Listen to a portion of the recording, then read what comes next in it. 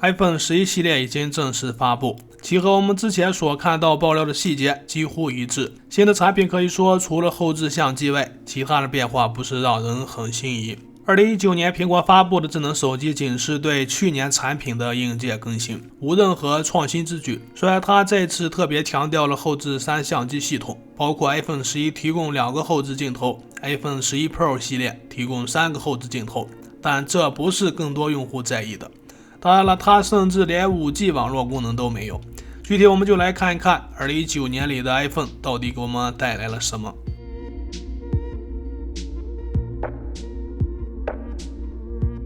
iPhone 11系列发布后，我们一起目睹了其苹果带来的 iPhone 11、11 Pro 和11 Pro Max 3款产品。在现在看来，带有 Pro 字眼的 iPhone 11 Pro 和 iPhone 11 Pro Max 是有史以来相机提升最强大的一次。这2款产品为后置3摄，与之上代产品对应比较，除了在原基础上的1200万像素主镜头和1200万长焦镜头外，又增加了一个新的1200万超广角镜头。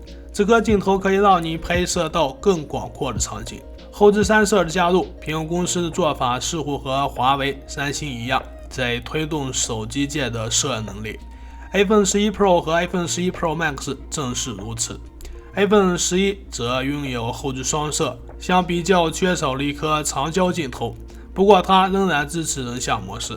这一系列的 iPhone 与此同时，他们还加入了更强的夜景模式。当你在夜间使用相机时，它会自己启动，以提高暗光下的拍摄性能。在视频录制方面，他们继续继承了上一代 iPhone XS 系列的录制模式，包括 4K 60帧和慢动作 1080p 240帧。除了后置镜头， iPhone 11系列让人惊讶的是前置镜头的变化。在刘海区域，这颗有早前700万像素的镜头，现在已提升至了1200万像素镜头，并且这颗前置镜头还支持 4K 30帧视频录制。要知道，上一代的仅为 1080p 30帧视频录制。新 iPhone 的发布，我们其最关心的一个问题就是价格。由于今年的 iPhone 无任何创新，苹果公司不得不考虑 iPhone 11再次定义价格。今年的 iPhone 定价相比去年仅在入门产品发生了变化，并且是价格降低。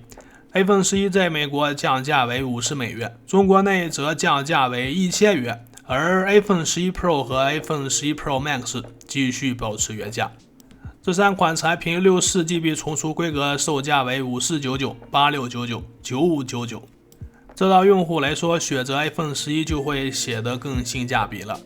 不过它相比 iPhone 11 Pro 系列，在屏幕显示、功能、做工用料远不及后者。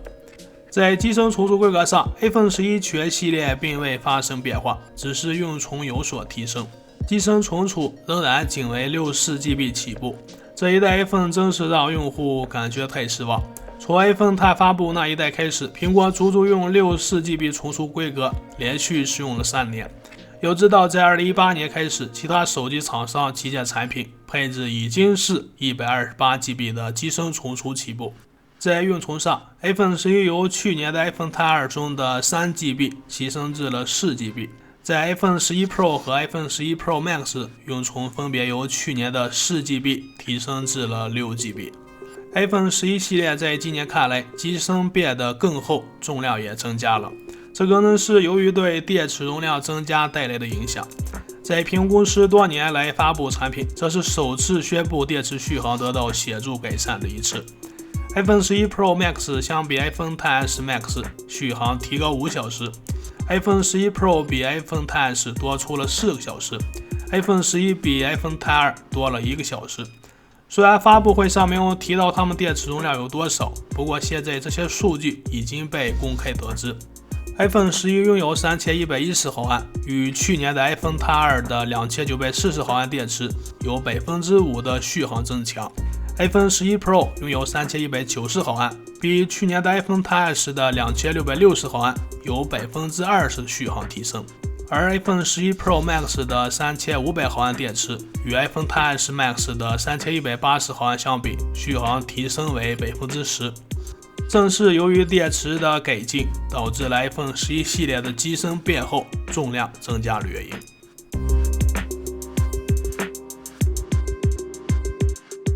苹果 iPhone 11系列今年终于也支持了18瓦有线快充了，但让我们遗憾的是，它支持但不标配。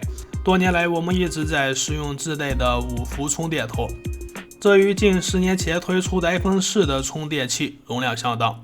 如果你不购买18瓦充电头，那么这个5伏充电头或许充满一部拥有3000毫安多的 iPhone 11，或许要接近3个小时。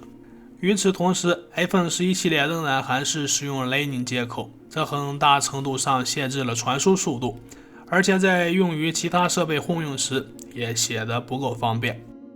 总结，经2019年下半年 iPhone 11系列发布后，似乎没有给我们带来更多惊喜，仅是一个后置3镜头的加入和一些硬件的提升。既然售价如此之高的 iPhone， 如果与其他手机厂商对比，我们更希望看到苹果能有2K 显示屏、更薄的机身、90赫兹的屏幕刷新率，或者是更快的超级快充、5G 网络以及其他的功能。